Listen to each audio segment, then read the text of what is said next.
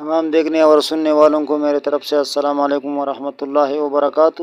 سامعین، پروگرام سوال یہ ہے میں آج ہم بات کریں گے ایک عام سوال پر اور اس کے جواب مانگیں گے اہل علم سے۔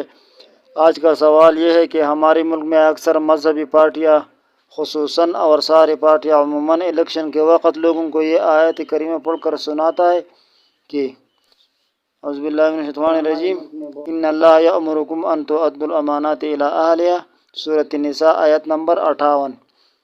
اس آیت کا یہ جز پڑھ کر لوگوں کو سناتے ہیں۔ اللہ نے فرمایا ہے کہ امانت اپنے حقدار کو ادا کرو، تو لہٰذا ووٹ آپ کے پاس ایک امانت ہے اور اس کو حقدار کو ادا کرو۔ تو ان کی اس بات پر ہماری کچھ سوالات ہیں۔ سوال نمبر ایک یہ ہے، پہلا سوال یہ ہے کہ حکم قرآن کا امیر اور حاکم کو ہے یا رعایا کو اور عوام کو ہے؟ اگر آیت کی شان نزول میں چلا جائے تو اس سے صاف معلوم ہوتا ہے کہ یہ حکم امیر اور حاکم کو ہے، لیکن اگر آپ کہتے ہیں کہ نہیں، قرآن کے آیات کی مصداقات عام ہوتی ہے اس لیے یہ حکم سب کو ہے، تو ہم اس بات کو بالکل تسلیم کرتے ہیں اور مانتے ہیں کہ حکم ہر مومن مسلمان کو ہے، خواہ وہ حاکم ہو یا محکوم ہو، یعنی عام مسلمان ہو۔ لیکن پھر بھی آپ نے یعنی حکومت نے اس حکم میں خیانت کیا ہے پہلے، اور اس امانت کو برباد کیا ہے۔ اگر یہ مقدس امانت ہے اور اہم امانت ہے تو پہلے آپ نے برباد کیا ہے، پہلے آپ نے اس پر عمل نہیں کیا ہے، کیونکہ ووٹ اگر مقدس امانت ہے تو آپ کو کس نے کہا کہ ووٹ کا حق ہر 18 سال انسان کو دیا جائے؟ اگر یہ اتنا اہم چیز ہے اور اتنا مقدس ہے تو آپ نے ہر کسی کو اس کا حق کیوں دیا؟ اگر آپ اس کی تقدس قرآن سے ثابت کرتے ہیں تو پھر اس کے لیے حقدار ہونا بھی جس کا حق یہ بنتا ہے وہ قرآن کو دیکھ کر دیا جائے، اور اس کے لیے کوئی پیمانہ یا کرائیٹیریا نہیں ہوگی، خواہ وہ مسلمان ہو یا کافر، عاقل ہو یا مجنون اور پاگل، نیک ہو یا بدکار، مرد ہو یا عورت، کچھ کرائیٹیریا نہیں ہے ووٹ ڈالنے کا۔ تو سب سے پہلے یہ مقدس امانت کے تقدس کو تو تم لوگوں نے پامال کیا ہے۔ اگر آپ اس کے تقدس کو قرآن سے ثابت کرنے کی کوشش کریں گے تو ہم آپ کو اس کی تقدس کو قرآن و سنت کے مطابق مانگیں گے، اور پھر اس کے حق ہر وہ شخص کو حاصل ہوگا جو قرآن و سنت کی مطابق ہو۔ تم اس کی حق مغربی لادین سیکولر جمہوریت سے نکالتے ہو۔ یہ لوگوں کو ووٹ کا حق کس قانون کے تحت دیتے ہو؟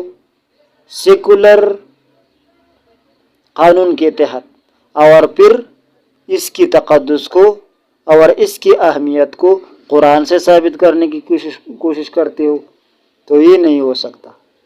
یہ تھا پہلا سوال۔ دوسرا سوال یہ ہے کہ مان لیا ہم نے ووٹ ڈال دیا، سوچ سمجھ کر کسی شخص کو ووٹ دیا، تو آگے اسی آیت میں اللہ نے فرمایا ہے کہ اذا حکمتم بین الناس ان تحکموا بالعدل، آپ نے ووٹ جیت لیا، آپ حاکم بن گئی، آپ برسر اقتدار آئے، تو آپ کو اللہ کا آگے اور حکم کیا ہے؟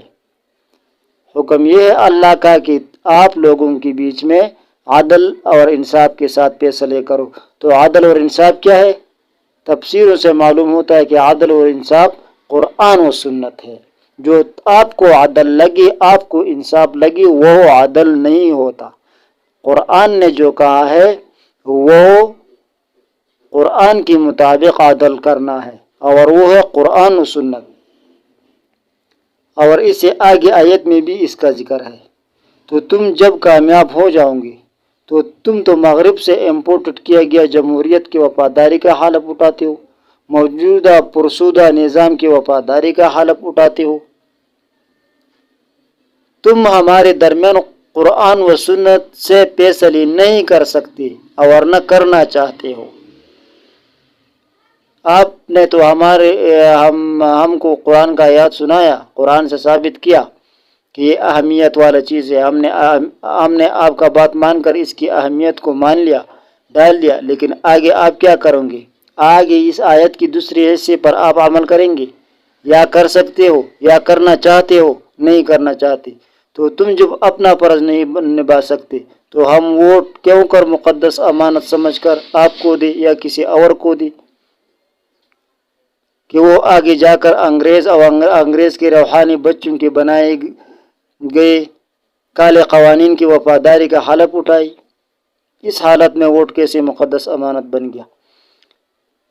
تیسرا سوال یہ ہے کہ اگر ہم اپنے پوری سوچ و بچار کے بعد اگر اس ووٹ کو مقدس امانت سمجھ کر کسی کو دے دے اور ایک نیک اور ذمہ دار مومن ہونے کا ثبوت دے کر کسی اچھی دیندار اور عالم دین کو دے دے، تو تمہاری اس مغربی جمہوریت کے مطابق ہم نے تو مان لیا، جس نے تو قرآن کا ماننا ہے اس نے مان لیا، لیکن اس مغربی جمہوریت کے مطابق فیصلہ اکثریت پر ہوتا ہے، اور اکثریت کا بھی ہم پوچھتے ہیں قرآن سے کہ اکثریت کہاں ہے؟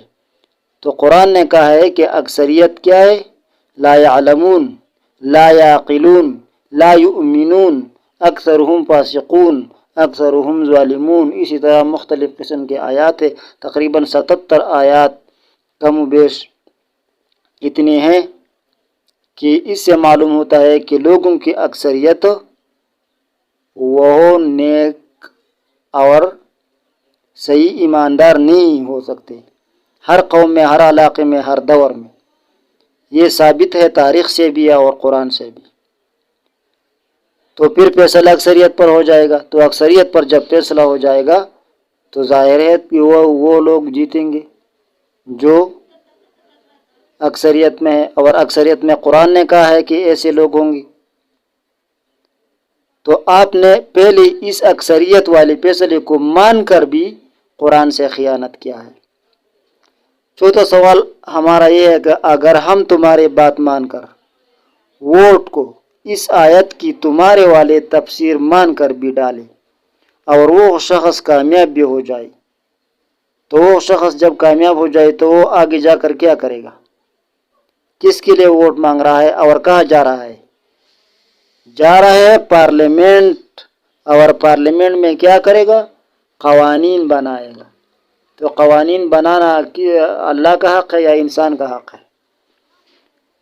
تو اگر قانون بنانے کا حق کسی کو دینا یہ کیا ہے؟ چلو ووٹ تو دینا آپ نے قرآن سے ثابت کیا، تو قانون بنانا یہ کیا ہے؟ یہ قرآن سے ثابت ہے، بندے کو یہ اختیار حاصل ہے۔ قانون بنانا تو اللہ کا حق ہے، یہ تو پیغمبروں کو بھی نہیں چھوڑا، اللہ نے وحی سے بتایا سب کچھ۔ تو جب ہم کسی کو ووٹ دی اس لیے کہ یہ ہمارے لیے قوانین بنائے، تو پھر کیا ہوگا؟ اور اس سے آگے آیت میں اللہ تعالیٰ فرماتا ہے ان تنازعتم فی شیء فردوہ الی اللہ والرسول ان کنتم تؤمنون باللہ والیوم الآخر۔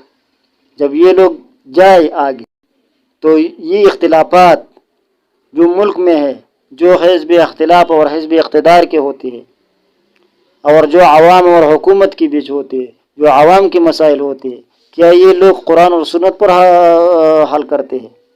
جب ہم ووٹ دیتے ہیں تو اگر وہ عالم ہے یا عالم نہیں ہے سب برابر ہے، کیونکہ سب فیصلے کس پر کرتے ہیں؟ وہ تعزیرات ہند اور تعزیرات پاکستان پر، قرآن اور سنت پر تو نہیں کرتے۔ اور اس آیت میں اللہ تعالیٰ کہتے ہیں کہ آپ کے بیچ میں جب اختلاف آ جائے تو آپ فیصلہ اللہ اور اس کے رسول کی طرف لے کر آؤ، یعنی اللہ کی کتاب اور اس کے رسول کی سنت، اگر تمہارا ایمان ہے اللہ پر اور قیامت کے دن پر، اور یہ اللہ کی کتاب اور اللہ کے رسول پر فیصلہ کرنا ذالک خیر و احسن تأویلا، یہ بہت بہتر ہے آپ کے لیے، اور انجام سے بھی یہ اس کا اچھا انجام ہے۔ تو یہ تو قرآن کا حکم ہے۔ ہم آپ کو ووٹ دے، جس کو بھی دے، عالم ہو، عالم ہو، بہت بڑا عالم ہو، ہم اس کو ووٹ دے تو پھر آگے وہ ہمارے پاس فیصلہ قرآن اور سنت پر فیصلہ کرنے کے لیے تیار ہوتا ہے؟ نہیں، پھر وہ جمہوریت پر فیصلہ کرتا، پھر اس قوانین پر فیصلہ کرتا ہے، ہماری بیچ میں بھی اور اپنی بیچ میں بھی، اور اس قوانین کو دلائل میں پیش کرتے ہیں کہ یہ تو قانون ایسا ہے تو ہم نے ایسا کر لیا، یہ تو قانون ایسا ہے تو ہم نے ایسا کر لیا۔ تو قرآن و سنت پر تو نہیں کر سکتے، نہ کر سکتے اور نہ کرتے ہیں، نہ کرنا چاہتے ہیں، یہ تو صرف دھوکہ دیتے ہیں۔ یہ ایسا حالات ہے تو ووٹ دینا کیسا مقدس امانت بن گیا۔ یہ 4 سوالات آج کی اس ویڈیو میں لوگوں کے سے پوچھیں گے اور اس میڈیا پر پوچھیں گے تاکہ بہت سارے لوگ اس کو دیکھ سکیں اور سن سکیں۔ واللہ اعلم بالصواب، والسلام علیکم ورحمۃ اللہ وبرکاتہ۔